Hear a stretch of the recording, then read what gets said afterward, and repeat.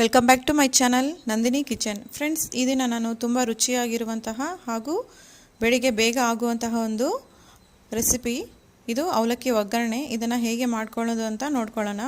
ಮೊದಲಿಗೆ ನಾನು ಅರ್ಧ kg ಅವಲಕ್ಕಿಯನ್ನು ತೊಗೊಂಡಿದ್ದೇನೆ. ಇದು ಮೀಡಿಯಮ್ ಅವಲಕ್ಕಿ ಇದೆ ಫ್ರೆಂಡ್ಸ್. ನೀವು ಗಟ್ಟಿ ಅವಲಕ್ಕಿ ಆದರೂ ಸಹ ತೊಗೋಬೋದು. ಮೀಡಿಯಮ್ ಅವಲಕ್ಕಿ ತೊಗೊಳೋದ್ರಿಂದ ಒಂದು 5 ನಿಮಿಷದಲ್ಲಿ ಸಹ ಇದು ಚೆನ್ನಾಗಿ ನೆನೆಯುತ್ತೆ. ಅದಕ್ಕೋಸ್ಕರ ನಾನು ಮೀಡಿಯಮ್ ಅವಲಕ್ಕಿ ತೊಗೊಂಡಿದ್ದೇನೆ. ಇದನ್ನು ಒಂದು ಬೌಲಿಗೆ ಹಾಕಿಕೊಂಡು ನೀರನ್ನು ಸೇರಿಸಿ ನಾವು ಇದನ್ನು 2 ರಿಂದ 3 ಬಾರಿ ತೊಳ್ಕೊಬೇಕು. ತೊಳ್ಕೊಂಡಾದ ನಂತರ ಇದಕ್ಕೆ ನಾವು ಸ್ವಲ್ಪ ನೀರನ್ನು ಸೇರಿಸಿಕೊಂಡು ಒಂದು 10 ರಿಂದ 15 ನಿಮಿಷ ಇದನ್ನು ನಾವು ನೆನೆ ಇಡಬೇಕಾಗುತ್ತೆ. ನಾನು ಒಗ್ಗರಣೆಗೆ ಇಲ್ಲಿ 2 ರಿಂದ 3 ಉಳ್ಳಾಗಡ್ಡೆನ ಚೆನ್ನಾಗಿ ಸಣ್ಣದಾಗಿ ಹೆಚ್ಚಿಟ್ಕೊಂಡಿದ್ದೇನೆ. 7 ರಿಂದ 8 ಹಸಿಮೆಣಸಿನಕಾಯಿನ ಸಣ್ಣದಾಗಿ ಹೆಚ್ಚಿಟ್ಕೊಂಡಿದ್ದೇನೆ. 2 ಟೊಮೆಟೊನ ಸಣ್ಣದಾಗಿ ಹೆಚ್ಚಿಟ್ಕೊಂಡಿದ್ದೇನೆ. ಕರಿಬೇವು ಮತ್ತು ಕೊತ್ತಂಬರಿ. ಒಗ್ಗರಣೆಗೆ ಸಾಸಿವೆ, ಜೀರಿಗೆ, ಉದ್ದಿನಬೇಳೆ, ಕಡಲೆಬೇಳೆ ಇಷ್ಟನ್ನೆಲ್ಲ ಹಾಕೋಬಹುದು. ಮೊದಲಿಗೆ ನಾನು ಬಾಣಲೆಗೆ 3 ರಿಂದ 4 ಟೇಬಲ್ ಸ್ಪೂನಷ್ಟು ಎಣ್ಣೆ ಹಾಕ್ಕೊಂಡಿದ್ದೇನೆ. ಎಣ್ಣೆ ಕಾದ ನಂತರ ಸಾಸಿವೆಯನ್ನು ಹಾಕ್ಕೊಳ್ತಾ ಇದ್ದೇನೆ. ಸಾಸಿವೆ ಸ್ವಲ್ಪ ಸಿಡಿದಾದ ನಂತರ ಇದಕ್ಕೆ ಕಡಲೆಬೇಳೆ, ಉದ್ದಿನಬೇಳೆ ಹಾಕ್ಕೊಂಡು ಸ್ವಲ್ಪ ಕಲರ್ ಚೇಂಜ್ ಆಗುವವರೆಗೆ ನಾವು ಇದನ್ನು ಎಣ್ಣೆಯಲ್ಲಿ ಫ್ರೈ ಮಾಡ್ಕೋಬೇಕು. ಇದಕ್ಕೆ ನಾನು ಶೇಂಗಾ ಉಪಯೋಗಿಸಿಲ್ಲ ಫ್ರೆಂಡ್ಸ್. ನೀವು ಶೇಂಗಾ ಆದರೂ ಇದಕ್ಕೆ ಹಾಕ್ಕೋಬೋದು, ಚೆನ್ನಾಗಿರುತ್ತೆ. ಇದಾದ ನಂತರ ಜೀರಿಗೆಯನ್ನು ಹಾಕ್ಕೊಂಡು ಇದನ್ನು ಸ್ವಲ್ಪ ಹುರ್ಕೋಬೇಕು ಎಣ್ಣೆಯಲ್ಲಿ. ಹೆಚ್ಚಿಟ್ಕೊಂಡಿರುವಂತಹ ಉಳ್ಳಾಗಡ್ಡೆನ ಹಾಕ್ಕೊಳ್ತಾ ಇದ್ದೇನೆ. ಇದು ಎಣ್ಣೆಯಲ್ಲಿ ಸಾಫ್ಟ್ ಆಗುವವರೆಗೆ ನಾವು ಇದನ್ನು ಹುರ್ಕೋಬೇಕು. ಸ್ವಲ್ಪ ಉಪ್ಪನ್ನು ಸೇರಿಸಿಕೊಂಡು ನಾವು ಇದನ್ನು ಹುರಿಯೋದ್ರಿಂದ ಬೇಗ ಸಾಫ್ಟ್ ಆಗುತ್ತೆ.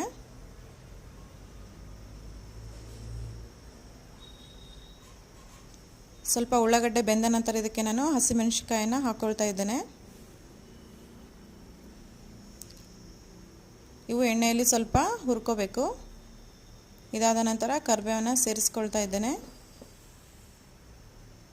ಇದು ಸ್ವಲ್ಪ 1 ರಿಂದ 2 ನಿಮಿಷ ನಾವು ಎಣ್ಣೆಯಲ್ಲಿ ಬಾಡಿಸ್ಕೊಂಡ ನಂತರ ಟೊಮೆಟೊವನ್ನು ಹಾಕ್ಕೊಳ್ತಾ ಇದ್ದೇನೆ.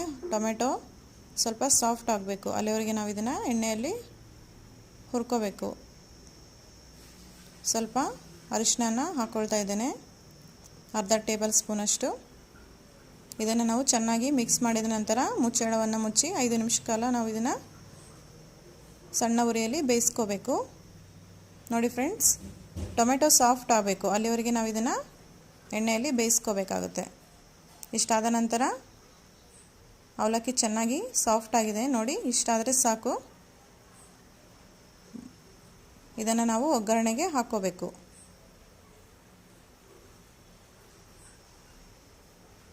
ಇದು ಒಂದು 3 ಜನ ಅಥವಾ 4 ಜನ ಇದನ್ನು ಟಿಫನ್ ಮಾಡ್ಕೋಬೋದು ಫ್ರೆಂಡ್ಸ್. ನಾನು ಅಷ್ಟು ಕ್ವಾಂಟಿಟಿಗೆ ತೋರಿಸ್ತಾ ಇದ್ದೀನಿ. ಇದನ್ನು ನಾವು ಚೆನ್ನಾಗಿ ಒಗ್ಗರಣೆ ಎಲ್ಲ ಅದಕ್ಕೆ ಹಿಡಿಯುವಂತೆ ನಾವು ಮಿಕ್ಸ್ ಮಾಡ್ಕೋಬೇಕು. ನೀವೇ ಈ ಸ್ಟೇಜಲ್ಲಿ ಉಪ್ಪು ಕಡಿಮೆ ಆಗಿದ್ದರೆ ಉಪ್ಪನ್ನು ನೀವು ಸಹ ಸೇರಿಸ್ಕೋಬಹುದು. ನೋಡಿ, ಎಲ್ಲ ನಾನು ಚೆನ್ನಾಗಿ ಮಿಕ್ಸ್ ಮಾಡಿದ ನಂತರ ಕೊತ್ತಂಬರಿಯನ್ನು ಹಾಕ್ಕೊಳ್ತಾ ಇದ್ದೇನೆ. ಇದಕ್ಕೆ ನೀವು ಇನ್ನೂ ರುಚಿ ಹೆಚ್ಚಾಗಿ ಬೇಕೆಂದರೆ ಹಸಿ ಕೊಬ್ಬರಿಯ ತುರಿಯನ್ನು ಸಹ ಇದಕ್ಕೆ ನೀವು ಹಾಕೋಬಹುದು. ನಾನು ನಿಂಬೆಹಣ್ಣು ಹಾಕ್ಕೊಳ್ತಾ ಇದ್ದೇನೆ. ರುಚಿಯಾಗಿರುವಂತಹ ಅವಲಕ್ಕಿ ಒಗ್ಗರಣೆ ರೆಡಿಯಾಗಿದೆ.